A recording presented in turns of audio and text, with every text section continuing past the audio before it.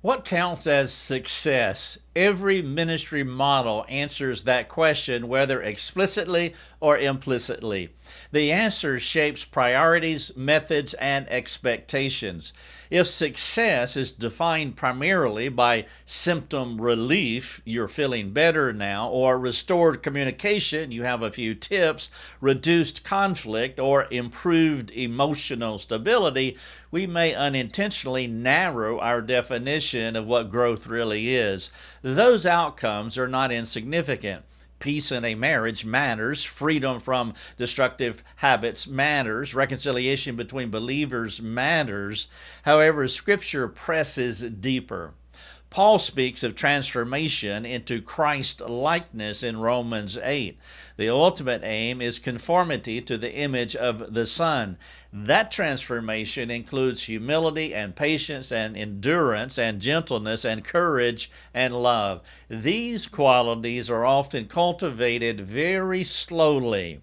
They are not always immediately measurable in a season of counseling. They develop under pressure, through suffering, and over time in a community. When ministry structures are shaped by measurable short-term outcomes, you're feeling better now, a subtle shift can occur. Visible improvement becomes the dominant indicator of progress. The conflict has decreased, so the case appears resolved. Communication improves, so the goal seems reached. Anxiety lessens, so the intervention appears successful. However, worship may remain largely untouched. Pride may remain intact beneath smoother behavior.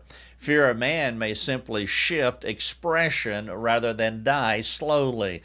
The heart may comply externally without deeply bowing to Christ. Metrics matter. However, which metrics govern us? A system that values efficiency, timely resolution, and observable stabilization may unintentionally prioritize relief over repentance. It may celebrate outward calm more quickly than inward surrender. It may be assumed that reduced tension equals restored worship. However, Scripture consistently locates change at the level of the heart. In 2 Corinthians 3, Paul describes believers being transformed from one degree of glory to another as they behold the Lord. That transformation is gradual, it is relational, it is worship-driven. It cannot always be charted in weekly increments. The deepest work of the Spirit is often quiet and long-form.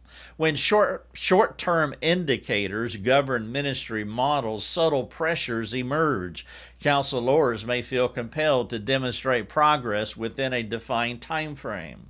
Counselees may feel that continued struggle signals failure. Leaders may assume that prolonged hardship reflects ineffective care. Over time, the culture shifts toward quick stabilization rather than durable sanctification.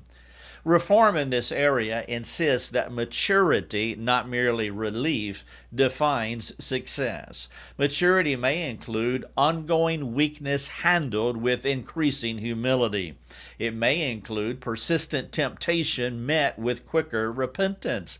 It may include conflict addressed more patiently, even if it does not disappear entirely.